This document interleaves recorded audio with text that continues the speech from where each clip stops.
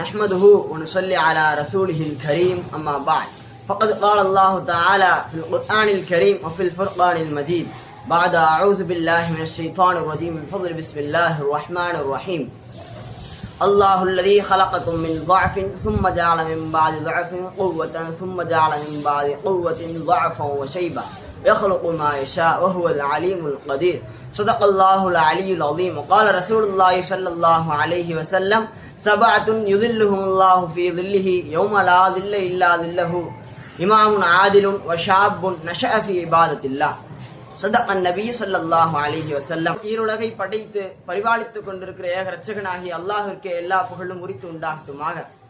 கண்மணி நாயகம் ஸல்லல்லாஹு அலைஹி வஸல்லம் அவர்கள் மீதும் அவர்களுடைய அடிச்சுவடை அப்படியே பின்பற்றிய உத்தம சத்திய சஹாபாக்கள், தாபிஈன்கள், தபஉ தாபிஈன்கள், நாதாக்கள், சுஹதாக்கள், சாலிஹீன்கள் இன்னும் நம்மவர்கள் மீதும் அல்லாஹ்வின் சாந்தியும் சமாதானமும் என்றென்றும் குன்றாமல் நின்று எழுவட்டுமாக. எனது உரையை துவங்குவதற்கு முன்னால் இஸ்லாத்தின் காணிக்கையான சலாத்தினை கூறிக்கொள்கிறேன். அஸ்ஸலாமு அலைக்கும் வரஹ்மத்துல்லாஹி தஆலா வபரகாத்துஹு.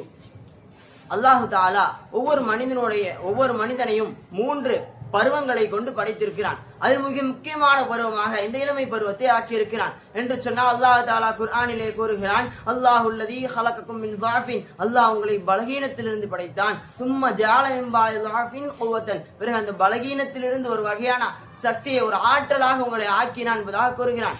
ஆக இந்த இளமை பருவத்தில் தான் ஒரு தனித்துவமான ஒரு சக்தியை அல்லாஹ் தஆலா ஒவ்வொரு மனிதனுக்கும் கொடுத்திருக்கிறான். இந்த இளமை பருவத்தை நம்முடைய முன்னோர்கள், நம்முடைய பெரியோர்கள் ஒரு பௌர்ணமியோட ஒப்பிடுகிறார்கள் என்று சொன்னால், ஒரு பௌர்ணமி நிலவு என்பது மிக பிரகாசமாக இருக்கிறது. அது ஏன் என்று சொன்னால், ஒவ்வொரு பௌர்ணமி நிலவு என்பது மிக பிரகாசமாக இருக்கிறது. ஏனென்றால் அது தனக்குள் ஒரு வகையான ஒளியை எடுத்துக்கொள்கிறது.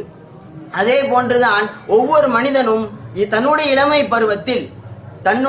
பருவத்தில் அல்லாஹ்வுடைய இந்த மார்க்க கல்வியை எடுத்துக்கொண்டால் அவன் இந்த பௌர்ணமி நிலவு போல் பிரகாசிக்கவும் செய்வான். இந்த உலகம் முழுவதும் அவன் ஒளி வீசவும் செய்வான். அல்லாஹ் தஆலா இந்த இளமை பருவம்தான் கல்வியை கற்பதற்கான மிக தகுதியான பருவமாக இருக்கிறது என்று சொன்னால் அல்லாஹ் தஆலா குர்ஆனிலே கூறுகிறான், வல்லாஹு அஹ்ரஜக்கும் மின் புத்தூனி உம்மஹாத்திக்கும் லா தஅலமூன ஷைஆ, உங்களுடைய தாய்மார்களுடைய வயிற்றிலிருந்து உங்களை நாம் வெளியாக்கினோம். லா தஅலமூன ஷைஆ, எதையுமே நீங்க அறியாத நிலையில் நாம் வெளியாக்கினோம் என்பதாக கூறுகிறான். ஆக நம்மால் நாம் பிறந்த குழந்தையா இருக்கும் பொழுது எதையும் நம்மால் கற்றுக்கொள்ள முடியாது.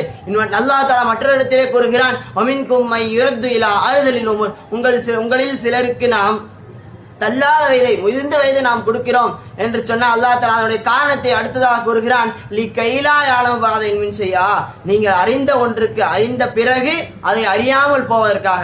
ஆக நாம் இளமையில் எதையெல்லாம் அறிந்தோமோ அந்த அனைத்தையும் மறக்கடிக்கும் விதமாகத்தான் நம்முடைய முதுமை பருவம் இருக்கிறது. இதை வைத்து பார்க்க போனோம் என்று சொன்னால், நாம் இளமை பருவத்தில் மட்டும்தான் நம்மால் அனைத்து விஷயங்களையும் கற்றுக்கொள்ள முடியும். இதை உதாரணமாக நாம் சஹாபாக்களுடைய வாழ்க்கையை எடுத்துக்கொள்ளலாம். அவர்கள் இந்த அளவிற்கு கரெக்டாக மிகச் சரியாக வாழ்ந்ததால் தான் இன்றளவு நம்மால் பேசப்பட்டு வருகிறார்கள். இதற்கு உதாரணமாக ஒரே ஒரு போரை மட்டும் நான் சொல்லி இங்கு முடித்துக் கொள்கிறேன்.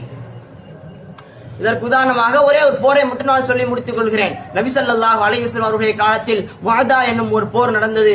மிக மிக பயங்கரமான போர், ரோமர்களுக்கு எதிரான போர். அன்றைய காலத்தில் ரோமர்களை எதிர்த்து வென்றதாக சரித்திரமே கிடையாது. ஆனால் இஸ்லாமியர்கள் அதை செய்து காமித்தார்கள். போருக்கு தயார் 3000 வீரர்களை நாயகம் ஸல்லல்லாஹு அலைஹி வஸல்லம் அவர்கள் தயார் செய்து அனுப்பி வைக்கிறார்கள்.